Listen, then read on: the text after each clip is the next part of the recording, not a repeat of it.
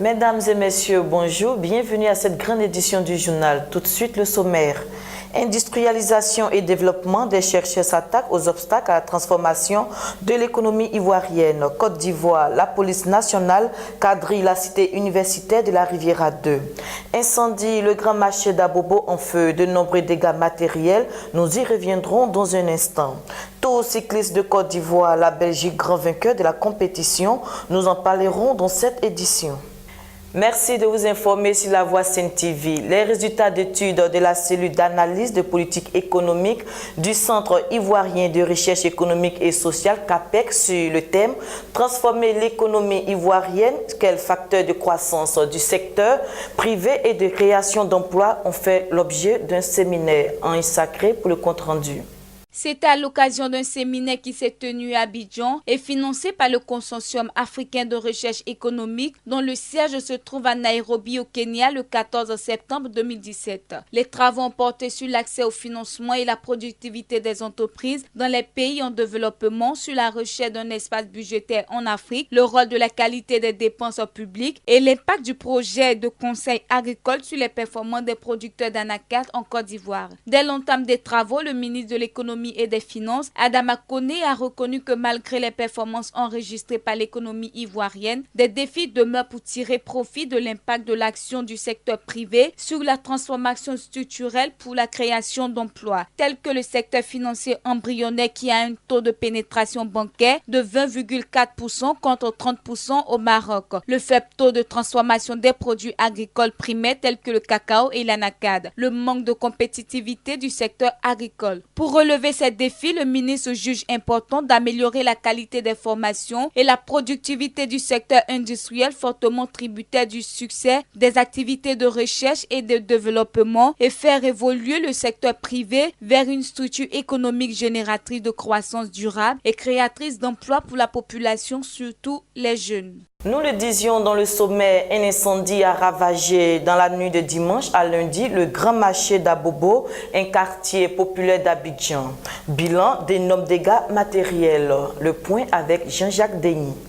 Un grave incendie est survenu au grand marché d'Abobo ce dimanche 17 septembre 2017 aux environs de 20h30. Selon des témoins du sinistre, les origines du feu restent encore inconnues. Avant l'arrivée du groupement des sapeurs-pompiers militaires, les commerçants aidés par des populations riveraines étaient déjà à pied d'œuvre pour venir à bout du feu qui ne cessait de se propager. Plusieurs magasins ont été ravagés par les flammes occasionnant de nombreux dégâts matériels. Sur les lieux, les pompiers ont tenté de circonscrire les flammes. Les commerçants, eux, évacuaient de toutes leurs forces leurs marchandises sous l'œil vigilant des forces de l'ordre qui veillaient au grain en vue de faire obstacle au vol et aux autres pillages. Indiquant que la police a ouvert une enquête pour déterminer les causes de l'incendie. En Côte d'Ivoire, la police nationale au quartier de la Riviera 2 à Cocody a empêché toute manifestation de la Fédération estudiantine et scolaire de Côte d'Ivoire, FESI, en abrégé. Celle-ci, depuis quelques jours, s'érige contre l'augmentation des frais d'inscription. Alain Boisbré. Ce lundi matin, 18 septembre, la police nationale a cadré toute la cité universitaire de la Riviera 2 à Cocody, Abidjan. Les forces de l'ordre ont installé au rond-point de ce quartier un dispositif dissuasif à l'effet d'étouffer toute velléité de protestation des étudiants. Cette descente des policiers sur les lieux a provoqué la panique et perturbé le trafic. Des automobilistes ont rebroussé chemin, des commerçants et autres vendeurs ont fermé boutique, a constaté notre équipe de reportage. Pour rappel, depuis quelques jours, la Fédération estudiantine et scolaire de Côte d'Ivoire a lancé un mouvement de contestation s'opposant à l'augmentation jugée abusive des frais d'inscription dans les lycées et collèges publics et privés au titre de l'année scolaire 2017-2018. Face à cette situation, la ministre de l'Éducation nationale a animé une conférence de presse de clarification. Soulignons que ce mouvement de protestation perturbe le bon démarrage de la rentrée scolaire. En sport, comme mentionné dans le sommet, la Razia Flanders-Time de Belgique a remporté la 24e édition du Tour de cyclisme de Côte d'Ivoire et aussi le Grand Prix d'Abidjan, Ange Série. Le trio belge Bouvry Dieter, Louis Verglès et Mathias Legley a remporté avec brio le 24e Tour de Côte d'Ivoire et le Grand Prix international d'Abidjan. Achevé le samedi 16 septembre 2017 à Adzopé, le Tour de Côte d'Ivoire a enregistré le sac du Belge Bouvry Dieter. Il s'impose en 12 h 50 minutes et 56 secondes. Avec ce chrono, il dévance de 1 minute 8 secondes l'Angolais Dario Antonio qui termine 4e. Et le dimanche 17 septembre 2017, lors du Grand Prix international d'Abidjan, qui cette fois-ci s'est tenu à Abidjan-Trècheville, c'est plutôt son compatriote Louis Verglès qui rafle la première place, suivi du Marocain Galdoun Ahmed Amin et de l'Ivoirien Sanogo Abou qui termine 3e. Quant à l'Ivoirien Conté Bassirou, il se hisse à la 6e place au classement général et est à 1 minute 52 secondes d'écart du leader. Le journaliste français Lou Bureau est rentré dimanche en France après avoir été détenu en Turquie. Il a été libéré vendredi mais reste accusé de terrorisme par Ankara. Martial Kwasi pour le commentaire.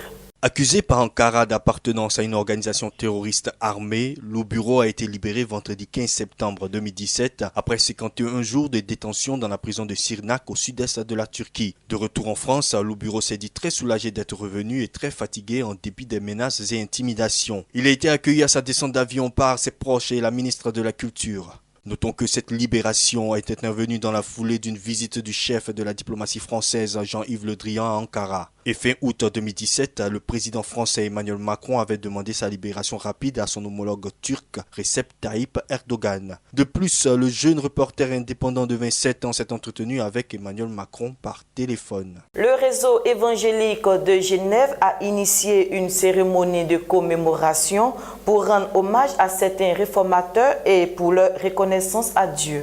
Suivons ensemble le commentaire de Ange Sacré. Nous sommes profondément conscients que sans la consécration, le courage et la conviction des réformateurs tels Luther, Clavin, Théodore de Bèze, Farel et bien d'autres, les mouvements évangéliques au travers du monde ne seraient pas ce qu'ils sont aujourd'hui, affirme le réseau évangélique de Genève, région abrégée, dans un communiqué aux responsables de communautés et associations chrétiennes. Le REG les encourage à participer à la commémoration qui se déroulera le 7 octobre 2017 à Genève pendant le mur des réformateurs, Parc des Bastions. Pour les chrétiens, cet événement sera l'occasion d'exprimer leur reconnaissance à Dieu et aux autorités de la ville. Le credo de la réforme reste vivant et une réalité au sein des églises évangéliques. Convaincues du message de la réforme, elles ont perpétué ces vérités, les ont conjuguées et développées pour arriver à l'identité actuelle qu'elles incarnent, explique Christiane Boussy au nom du REG. Cette commémoration est organisée par le réseau évangélique de Genève et Suisse, Hop Genova, l'armée du salut avec la participation de l'Organisation des chrétiens à l'ONU. Le maire de la ville de Genève ainsi que les autorités de l'église protestante de Genève seront présents.